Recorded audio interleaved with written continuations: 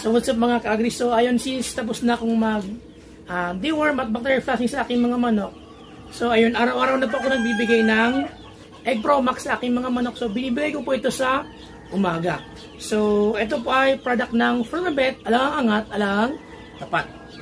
So ano po ba ang kagandahan ng pagbibigay natin ng Egg Pro Max? So ang Egg Pro Max kasi ay ang kauna-unahang egg booster na meron ng pinagsamang probiotics at prebiotics.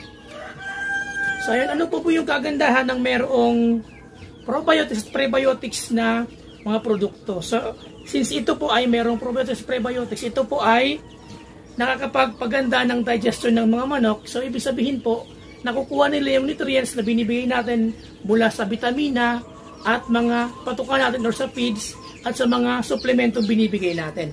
So ayun po, at isa pa po, ito ang probiotics at prebiotics ay nakakapagpalusog or nakakapagpataas ng immunity ng ating manok at meron po tayong siguradong panglaban sa sakit ng ating mga manok.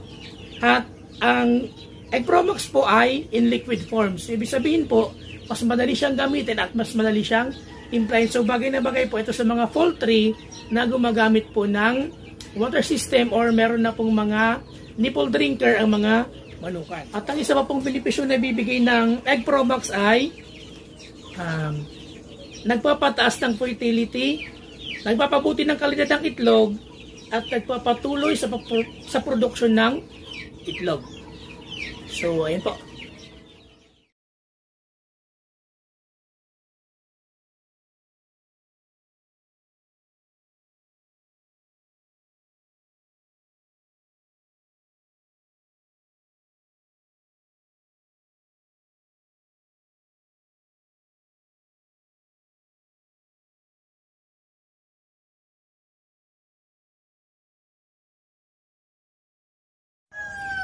So ayun mga ka-agri, nabigyan na po natin ng Egg Pro Max yung ating mga breeders na bamboo line. So ayun mga ka-agri, nakapagbigay na po tayo ng Egg Pro Max sa ating mga manok. So ayun, para po sa mas magandang resulta, magbigay po tayo ng Egg Pro Max sa umaga at BMP 100 sa hapon. So ayun po, ang dosage naman po ng pagbibigay nito ay for every, ito po may sukatan ako dito. So, for every 5 ml, so good for 1 gallon na po na tubig. So, ayan po. So, ayun po mga ka-agri, gumamit po tayo ng Egg Pro Max. Walang tigil sa pangingitlog, walang tigil sa pag-asenso. At syempre, gumamit tayo ng produkto ng Firmabet, alagang angat, alagang tapat.